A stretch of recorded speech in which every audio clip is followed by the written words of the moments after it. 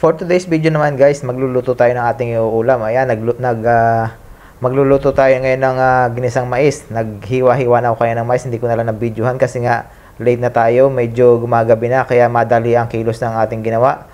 Ayan, naghiwa-hiwa lang ako ng mais. Bumili ako ng mais dito na fresh, tapos iniwa ko, naggayat-gayat din ng bawang sibuyas at saka ng luya. Tapos ayan, nagisa ko na yan kanina. Inihalo ko na rin itong mais, tapos nilagyan ko ng paminta, pampalasa at saka asin. Tapos ganyan, gisa-gisa lang ng konti hanggang maghalo na lahat.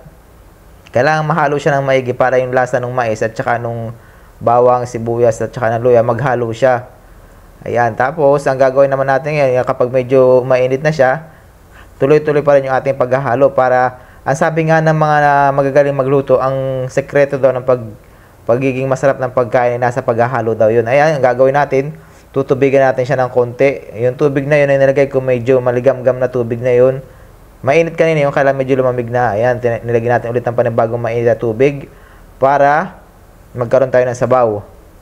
Ayan, tapos haluin ulit natin ito at saka pakukuluin hanggang sa maluto na siya. Ayan, ang ating ginawa. Tatabunan natin siya ng takip. Pero bago natin tabunan, lagyan muna natin ng dahon ng malunggay. Ito kasi munti ko nang makalimutan yung dahon ng malunggay kanina.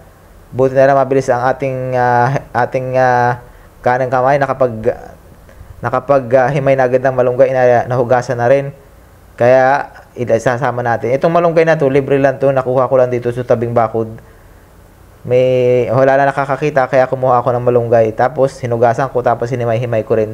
Tapos nilagay ko sa rep para hindi siya dapuan ng langaw.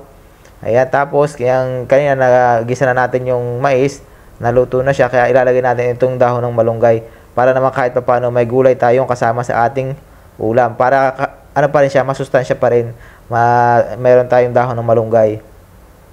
Ayan, gagawin natin yan, halu-haluin natin siya hanggang sa maluto. Tapos ang gagawin natin dyan sa susunod, tatakpan natin para naman mas maluto pa lalo yung mais kasi medyo hilaw-hilaw pa. Tatakloban natin siya nitong takip na to, takip na malaking kaserola. Tapos mag-aantay lang siguro tayo ng mga 3 minutes. Kumulo na siya, okay na siya. Tapos pwede natin itong hanguin, tatanggalin na natin yung tabon, tapos haluin ng konti. At ang gagawin natin dyan, hanguin na natin siya at pwede na natin iulam. Ayan guys, luto na ang ating ginisang mais. Pwede na tayong kumain. Ayan, medyo halo-haloin natin ng kaunti para kahit pa paano ay yung papalasa ay mahalo na maigi. Ayan, takloban natin. Tapos pwede nating patayin itong gasol. Ayan, kakain na tayo guys. Ayan, maglagay lang tayo sa isang sulyaw para hindi magalaw ng maigi yung nasa kawali. Magkuha lang tayo ng pang-ulam ng konti. Ayan, meron pa tayong bagoong dito. Ayan, lagay na. Tapos takloban ulit natin para kinabukasan naman. Ayan guys, kain na tayo at ako'y nagugutom na. Madali ang luto lang to. Tapos may ulo pa pala tayo dito na yung tulingan. Ayan, sinaing na tulingan yan. May natitira pang isang piraso. Pinakang partner nitong ating malunggay na nitong ginisang mais.